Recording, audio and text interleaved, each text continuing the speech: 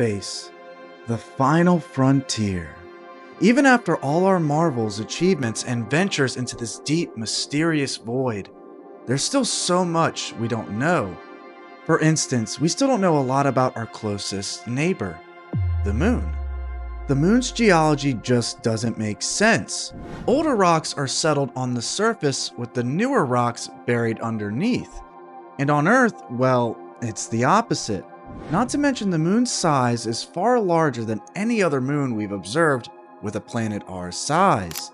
Its position in our orbit is perfect, allowing us to have eclipses and, even stranger, an orbit that forbids us from seeing the other side, the fabled dark side of the moon. It's almost too perfect. So perfect, in fact, that it's had humanity questioning its origins for as long as we've been around. The last reported time humanity stepped foot on the moon was in 1972 during the Apollo 17 mission.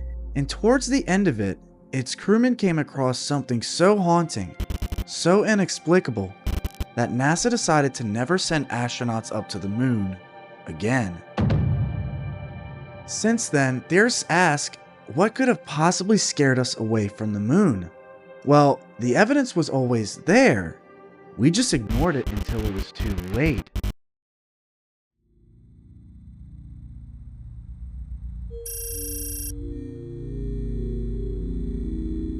Emptiness. That's what most astronauts describe when they look out into the deep void of space. A nothingness so daunting that it drives even the bravest of men insane. And accompanied with this vast nothingness is an unnerving silence that emphasizes just how alone you are when you're in space. Except, maybe you're not truly alone when you're up there. This is something that crew members Gene Cernan and John Young had to deal with during Apollo 10. There was no destination, no landing to be made. Their goal was merely to test all aspects of a lunar mission without actually landing on the moon. So all they had to do was stay up in orbit. And yet, they noticed something really strange once they drifted to the dark side of the moon. You hear that? That whistling sound? Yeah. Richard. Yeah, it sounds like, outer space type music. Their radios and transmissions went completely silent, cut off by our large, mysterious neighbor. There was only one thing to be heard during this time, an ominous whistle. I'll tell you, John, that music is really weird. And if we don't get it on a pump side? I know it. No one will believe it. The two astronauts looked to one another in confusion. They couldn't identify the source of the noise, and yet it was there. It persisted throughout this time and grew more apparent with each waking moment. It was so mysterious, so unsettling, that they even questioned telling Mission Control about it. Who don't believe it? Nobody. Shall we tell them, bud? I don't know. We ought to think about it. Eventually, they'd regain communication once they returned from the dark side of the moon. Boy, it got quiet, didn't it? They curiously questioned about the strange noise they had just heard, and when asked to elaborate, they described it as outer space music, to which Mission Control had no good answer for. Eventually, their controllers would chalk it up to radio interference, but Cernan couldn't shake the feeling that there was something else to it. Something he couldn't explain. If anything, this piqued humanity's curiosity towards the moon even more. So much so that at the end of Apollo 12, the crew decided to release their lunar module and let it crash into the surface of the moon. And the results of this test were staggering. The monitoring stations on Earth picked up reverberations from the lunar surface, only to discover that it rang like a bell. And the moon continued to vibrate for 3 hours until it finally ceased. This discovery led to an incredible, yet frightening conclusion that the moon could very well be hollow.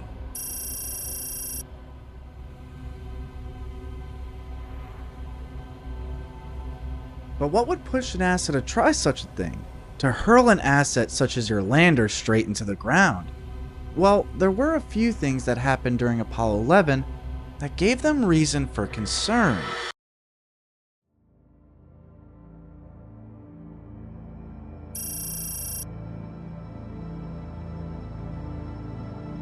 Before Neil Armstrong would make history as the first man to step foot on the moon, something caught his eye outside their shuttle as they drew closer to it.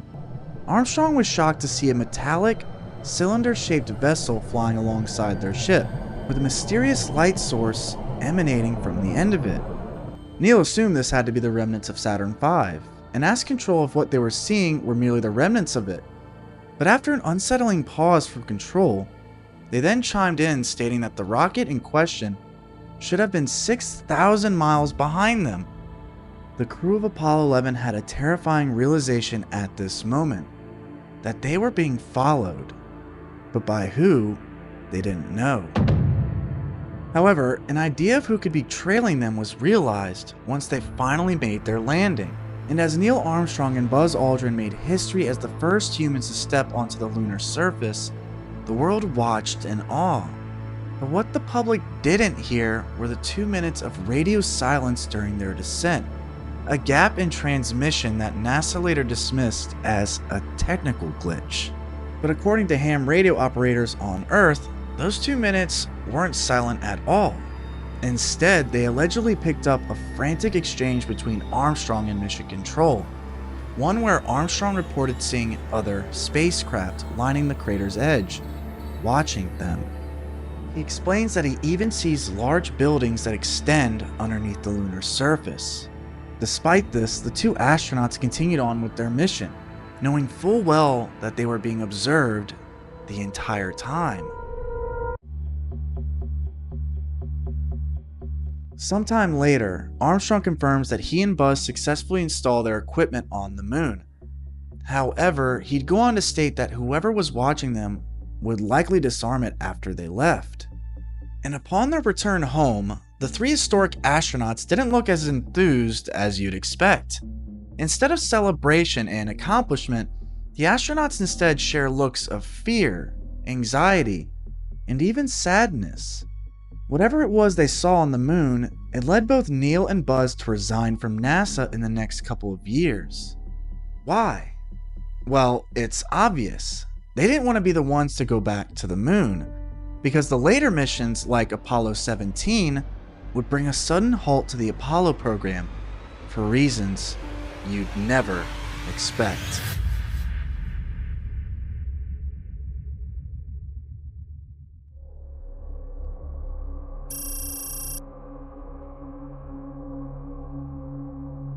Commander Gene Cernan would finally find his way back to the moon. Only this time, he'd get to walk on it. He and Harrison Schmitt crossed the lunar surface, gathering the last of their samples before the long trip home. Having found evidence of volcanic activity, the two men were eager to return to the lander and call the mission a historic success. However, on the way back to their vessel, the two men found something else. Something horrific. Bodies. Alleged Soviet cosmonauts. Lifeless, floating in a haunting suspense, draped across the surface of the moon. The two astronauts quickly investigated the wreckage, and what they found chilled them to their core. The Soviet lander was torn to bits, shredded by an unknown force, and the bodies themselves were even worse, with their visors brutally bashed in. It was at this very moment that Gene had a horrific realization, that this accident was no mere technical catastrophe, but rather a brutal murder of nightmarish proportions. They frantically surveyed the area, wondering who or what could have caused such devastation. They quickly fled to their vessel, frantically requesting permission to lift off, but to their horror, due to technical difficulties, they'd have to wait a few hours before they could leave. And those next several hours were excruciating. They continued to send panicked radio transmissions, stating they could see shadowy figures moving about the exterior of the craft, with each new shadow emerging closer and closer to the vessel. It was after this chilling discovery that NASA decided it would no longer send astronauts up to the moon, bringing an abrupt end to the Apollo program.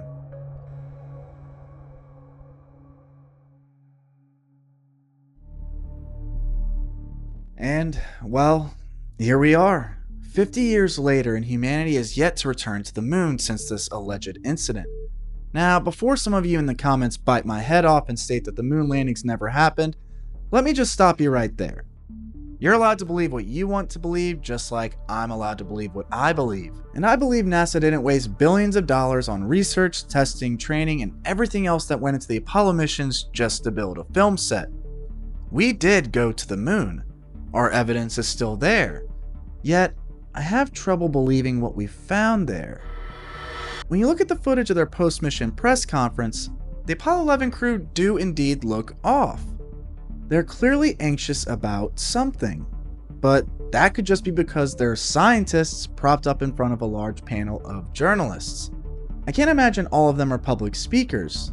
Just take a look at their pre-flight press conference, and their body language and speech is just about the same. Being in front of a large crowd of people can be nerve-wracking. Anyone who's practiced public speaking knows this, but that doesn't explain the missing 2 minutes of transmissions, or the 40 rolls of film from the mission that were allegedly destroyed. Film with evidence of large buildings, flashing lights, and alien craft inhabiting the moon. Surprisingly, this isn't too hard to believe because NASA has a track record of, well, covering their tracks. As for Apollo 17, this account comes from a psychologist that allegedly debriefed a controller team that followed them in 1990. A joint Russian and British mission to the moon to investigate the horrific scene that Apollo 17 stumbled upon. And yet, the details are iffy. The story goes that the controllers could only sit in horror as the screams of their astronauts faded one by one, taken out by an unknown force. But there's no way to verify any of this. There was no joint lunar mission between the Soviets and Brits in 1990, and another trip to the moon by anyone would have been big news for the time. This was a couple years before I was born, so if any of my older viewers want to chime in, feel free to do so, because I couldn't find any record of a flight at that time. That doesn't take anything away from Apollo 17 though, which yielded the best results for a lunar landing to date. They returned the most lunar samples back to Earth, deployed new devices, and even made a discovery of orange soil. In total, Cernan and Schmidt spent 22 hours on the surface of the moon. And during those 22 hours, everything went according to plan. They even had a memorable send-off from the moon. And we'd like to say, first of all, welcome, and we hope you enjoyed your stay. Second of all, I think probably one of the most significant things we can think about when we think about Apollo is that it has opened for us being the world, a challenge of the future. The door is now cracked, but the promise of that future lies in the young people, not just in America, but the young people all over the world, learning to live and learning to work together. I mean, come on. Did they sound like they're in danger to you?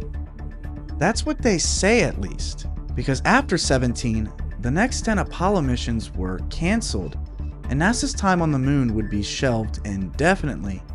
They blame this on budget constraints, but I believe there's more to it. There's a lot that doesn't add up about the moon, and I want to hear your thoughts on it, so let me know your theories down in the comments below.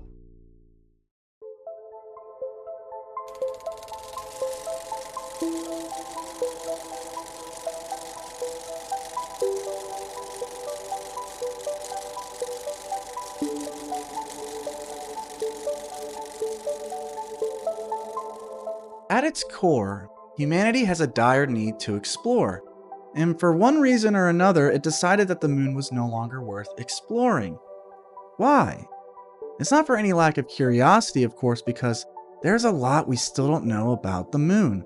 A lot of which I didn't even have time to touch base on in this video, like mysterious flashes of light seen on the moon's surface, the discovery of a brand new element called helium-3, an element that could provide us with clean, renewable energy, and rocks containing minerals that can't be found anywhere on Earth.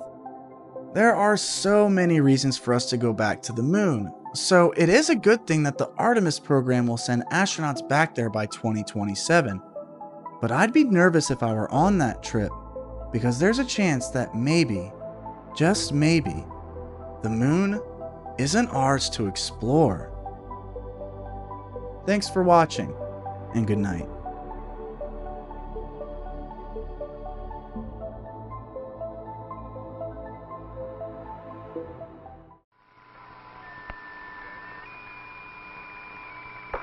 No, dadgummit. Jack Schmidt having a few problems.